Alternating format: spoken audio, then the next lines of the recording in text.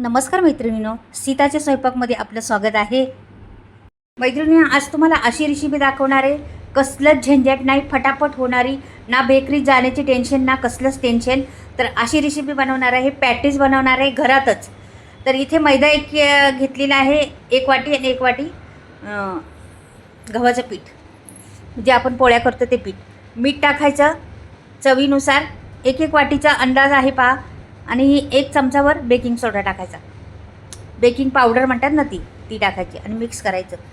मैत्रिणींना हा परकवाला कसलंही झंझट नाही आणि घरातच बनवा. 50 पदर येणार त्याला. एवढा टेस्टी, एवढा कुरकुरीत, एवढा खमंग लागणारा घरातच बनवा, कसलंच झंझट नाही. 3 चमचे मी तेल टाकलेलं आहे, त्याच्यामध्ये पहा मोहन घातलेलं आहे. तेल जास्त गरम नव्हतं, कोमटच होतं, ते टाकलेलं आहे. 3 छोटे चमचे आहेत आपले पोहे खायचे. आता हे सगळं एकजीव करायचं, रेषामध्ये गेलं पाहिजे असं प्रयत्न करायचा. ते तेल म्हणजे कसं कुरकुरीतपणा येईल त्याला, खुसखुशीतपणा येईल त्याला, म्हणून करायचं तसं. आणि असं लोटांगण घेतलं पाहिजे पिठाने. असं लोटांगण घेतलं का आपली कुठलीही जिन्नस करा मस्तच होणार. तर पाणी टाकायचं आणि घट्टसर पीठ मळायचे आपल्याला. पातळ मळायचं नाही, पोळ्यांपासून पण घट्ट मळायचे पीठ आपल्याला. आपण पोळ्या बनवतो ना त्यापासून पण घट्ट मळायचे. थोडं थोडं पाणी टाकीत जायचं आणि घट्ट पीठ मळून घ्यायचं आपल्याला. पाहता मी मळून घेते घट्ट, मग दाखवते तुम्हाला. अगदी 10 ते 15 मिनटाच्या आतमध्ये होणार. 10च मिनटं म्हटलं तरी चालेल. 10 मिनटाच्या आतमध्ये नाश्ता तयार होणार तुमचा, खमंग कुरकुरीत. कसलंच झंझट नाही, कसलं तेल मागवाय नको बाहेरून, कसलं काहीच नको. असं जबरदस्त तुम्हाला पॅटीस बनवून दाखवणार आहे. 50 परक येणार त्याला, एवढे मस्त, एवढ्या कुरकुरीत आणि खूप लहर सुटणार त्याला. तर पहा तुम्ही कशा पद्धतीने बनवणार आहे ते. व्हिडिओ पाहिला तर कळेल तुम्हाला. मैत्रिणींनो, व्हिडिओ आवडला तर नक्की चॅनलला सबस्क्राईब करा, लाईक करा आणि कमेंटमध्ये लिहून पाठवा. घरातच झटपट आणि झंझट कसलंच नाही. तुम्ही बनवून ठेवा, कधी फ्राय करायचं तर करू शकता असं. तर तुम्हाला दाखवीन पुढे गेल्यावर कधी काय ठेवायचं, कधी काय करायचं. आता मी हे 5 मिनटं ठेवून देते बाजूला. माझ्याकडे बटाटे उकडलेले आहेत ते घेते आणि हे बटाट्याची साल काढून घेते. तर पहा तुम्ही काय काय करणार आहे आणि अगदी साध्या सोप्या पद्धतीत घरातल्या सामग्रीमध्ये बनणार आहे हे पॅटीस. एवढं जबरदस्त ना. मुलं आता सुट्ट्या लागलेल्या आहेत, सुट्ट्यामध्ये मजा करण्यासाठी आई हे बनवणं खायला, आई ते बनवणं खायला असं चालू असतं मुलांचं. तर नक्कीच तुम्ही हे पदार्थ बनवून घाला मुलांना. बाहेरून आणण्यापेक्षा, दुकानात एवढे महागडे आणण्यापेक्षा घरातच बनवा. कमी साहित्यात उत्तम तऱ्हेने बनलं जातं. तर पहा तुम्ही कशा बनवते आणि झटपट होतं, काहीच वेळ लागत नाही. म्हणून आता 1 चमचा तेल टाकलेले आहे. बटाटे सोलून घेतलेले आहे आपण. पहा आता काय पुढे करते मी. इथे टाकायचे मोहरी. मोहरी झाल्यावर, मोहरी जरा फुलली का नंतर लगेचच आपल्याला जिरं टाकायचे. लगेचच जिरं टाकलं आपण. दोन्ही पण छान फुलून द्यायचं. नंतर घ्यायच्यात आपल्याला लसूण भरपूर सारा घेतलेला आहे बघा. लसणाचा खमंगपणा येतो जास्त. 1 कांदा लसूण घेतलेला आहे मी. लसणाचा खमंगपणा येतो याला छान, आणि छान चव येते याला. ही भाजी बनवणार आहे मी त्याच्यासाठी. तर हे बघा, कोथिंबीर टाकली भरपूर सारी. हलवायचं जरासं, जास्त बी करपून द्यायचं नाही, थोडंसं शिजवायचं आपल्याला. फक्त त्याचा कच्चेपणा कमी करायचा. फक्त तिखट कमी होतं मग त्यांनी भाजल्यामुळं, आणि चव पण छान येते. इथे चिली फ्लेक्स टाकलेले आहे मी. तिखट कमी आहे चिली फ्लेक्स म्हणून टाकले आहे. इथे चाट मसाला टाकलेला आहे. चाट मसाला टाकायचाच मैत्रिणीनं, सुगंध छान येतो. धणे पावडर, हळद, आणि छान हलवायचं असं. बस एवढं. तुमच्याकडे जिरं पावडर असलं तरी टाकू शकता. आणि हे बटाटे घ्यायचे, कुस करायचे त्याच्यामध्ये असे. 2 बटाटे आहेत ना, 2 बटाटे मी कुस करून घालते त्याच्यामध्ये. आता काय करायचं, ह्याला जरा हलवते आणि थोडंसं पाणी ओतायचे आपल्याला त्याच्यामध्ये, का की ते सगळे मसाले एकजीव झाले पाहिजे म्हणून थोडंसं पाणी वाटतं. मीठ टाकलं चवीनुसार. मीठ मात्र टाकायचे व्यवस्थित चवीनुसार, खारट आळणी करायचं नाही. आता पाणी घेते आणि ते बघा किती पाणी बघा, 2-3 चमचे असं, जास्त 2 चमचे हे पाणी घेतलं. आता हे केलं मिक्स. आता मी घेतलं हे भाजीचं हे करायचं असं, ह्यानी करून घ्यायचं. हे बघा, त्याचं एकजीव करायचं सर्व मसाला आणि ते बटाटा, ते सगळं एकजीव झाला पाहिजे असं करायचं. आणि हा आपला तयार झाला लगेच. त्याच्यात घालायला मसाला. तुम्हाला वाटाणे घालायचे तर घालू शकता, ओले वाटाणे. तुम्हाला कुठल्याही फरसबी घालायची तर घालू शकता. बऱ्याच भाज्या तुम्ही घालू शकता याच्यामध्ये, पण मी आता बटाट्याचं केलेलं आहे. तुम्हाला कुठलाही घालू शकता, टेस्ट वेगळी पद्धतीने येईल मग त्याच्यात. तर आता बटाट्याचं केलेलं आहे मी, तर पहा तुम्ही कशा पद्धतीने करते. अनेक भाज्या जाऊ शकतात त्याच्यामध्ये. आता हे बाजूला ठेवते आणि आता पीठ बघूया आपण कसं झालं ते. हे बघा दाबून ठेवलेलं होतं, तर हे मळून घेते जरासं थोडंसं छान असं. तर ह्याचे गोळे करून घेते मी. 8 गोळे करून घेणार आहे पहिली मी. 8 गोळ्याचे मी करणार आहे. गुंडे करून घ्यायचे त्याचे छान, आणि ह्याच्या पोळ्या लाटून घ्यायच्या छोटे छोट्या आपल्याला. तर पहा आता मी कशा पद्धतीने हे पहिलं करते, नंतर पोळ्या लाटते. इथे मैदा घेतलेला 1 चमचा आणि त्याच्यामध्ये 2 चमचे तेल ओतलेले आहे मी. 2 चमचे पण नाही, लागन तेवढं अशी कशी कंटसच करायची. आता हे पोळ्या लाटून घेते. छोट्या पोळ्या पुऱ्यांसारख्या लाटायच्यात आपल्याला. हे बघा पटापट होतात लाटून. 8 करणार आहे, तर पहा तुम्ही कसं करणार आहे. एवढा खुसखुशीत बनणार आहे ना हे, अगदी खमंग लागतं आणि हॉटेलसारखं तर त्यापासून छान लागतं. हॉटेलमध्ये तर भेटतं त्याच्यापासून बी भारी लागतं ते. तर तुम्ही आपण घरी बनवलीची मजा कोई आवरच असते ना. कितीही खा पोटभर, आणि चव लई खूप चव असते त्याला घरी बनवलेला. तर ह्या पुऱ्या झाल्या आपल्या 8 मी करून घेते पहिले, नंतर तुम्हाला परत मग आता पीठ उरणार आहे आपलं अजून, त्याचं पण मी नंतर तुम्हाला दाखवते करून. असंच करून ठेवलं तरी चालतं मैत्रिणींनो. तर तुम्हाला दाखवते कधी करायचं ते आणि कधी ठेवायचं ते पुढे गेल्यावर. आता ही एक पोळी घेतलेली आहे, पुरी म्हणता किंवा पोळी म्हणा. ह्याच्यावर लावला तो साठा. मैदा आणि मैदा नाही, गव्हाचं पीठ आणि तेल टाकलं होतं आपण. आणि वरून आता तर जरासं पीठ भुरभरायचं त्याच्यावर असं, आणि दुसरी पुरी ठेवायची. अशाच 8 पुऱ्या मी करणार आहे एकावर एक ठेवून. तर पहा आता फटाफट दाखवते तुम्हाला 8 पुऱ्या कशा करणार आहेत मी त्या. तर इथे घेतलेले याला पण लावून घ्यायचं वरती. हे बघा असं लावलं, लगेच पीठ भुरभरायचं थोडंसं, का लगेच दुसरी टाकायची. असं करत जायचं. सगळ्या 8 पोळ्या मी करून घेणार आहे पटापट. बघा तुम्ही किती फास्ट करते.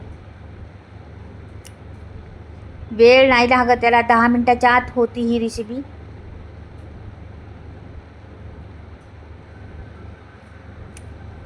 सगळंच दाखवते मी तुम्हाला समजेन तरी.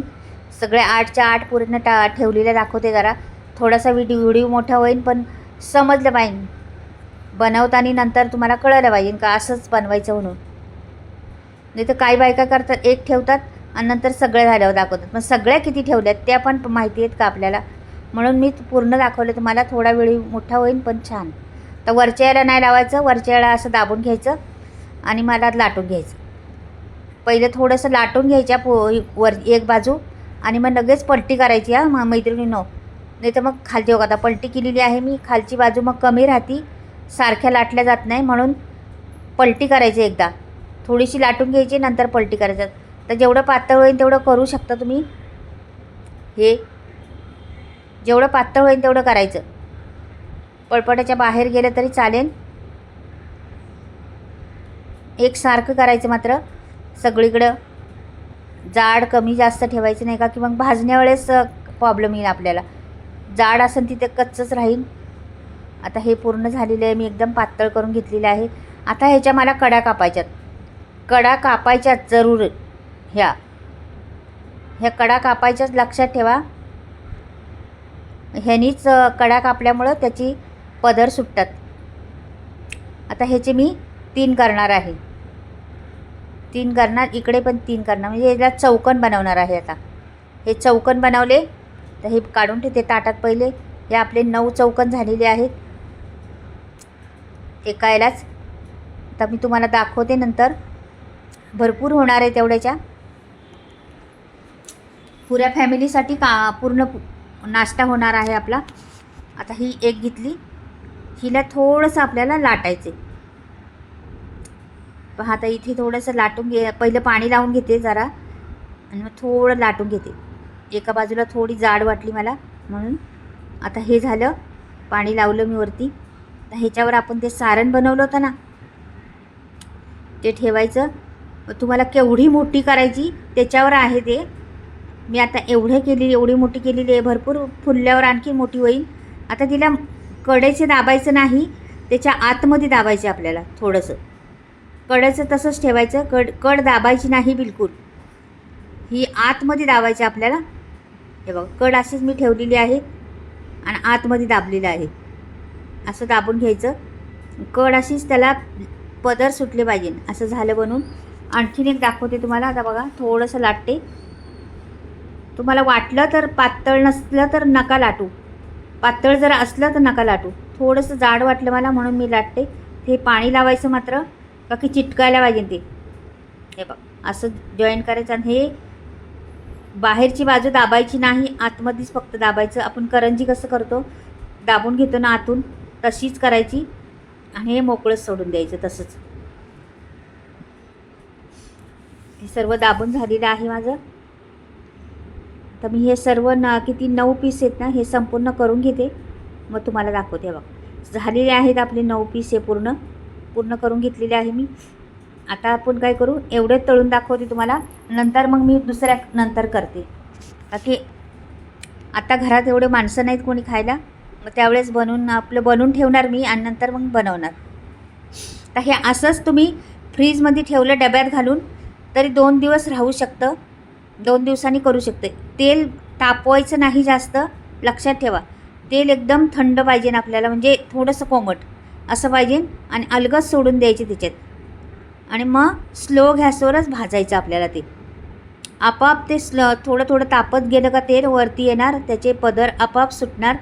एवढे पदर सुटतात ना तुम्हाला विचारू नका. एवढे पदर सुटतात आणि एवढी खुसखुशीत खमंग लागतं ती टेस्ट. तिकडे आपण बाजारातून घेतो तर कधी कच्चंच असतं, तर कधी बरोबर टेस्ट नसती, कधी आळणी असतं, कधी तिखट असतं. घरी खाण्याची मजा कोई औरच असती.